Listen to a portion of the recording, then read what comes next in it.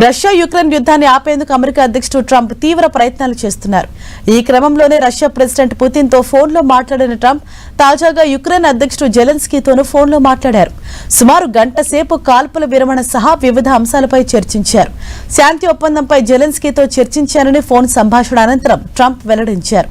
శాంతి ఒప్పందంపై Russia Ukraine అభ్యర్థనను విన్నామని తెలిపిన ట్రంప్ వారి విజ్ఞప్తులు, అవసరాల కారణంగా ఇరు దేశాలను సమన్వయం చేయడానికి ప్రయత్నిస్తానని చెప్పారు. వారి డిమాండ్లపై ఏకాభిప్రాయం తీసుకురావటమే లక్ష్యమన్నారు.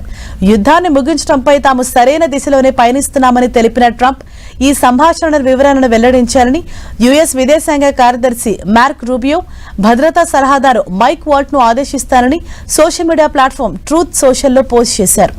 ముందుగా పుతిన్తో ట్రంప్ చర్చించగా పుతిన్ నుంచి సరైన సమాధానం రాలేదు.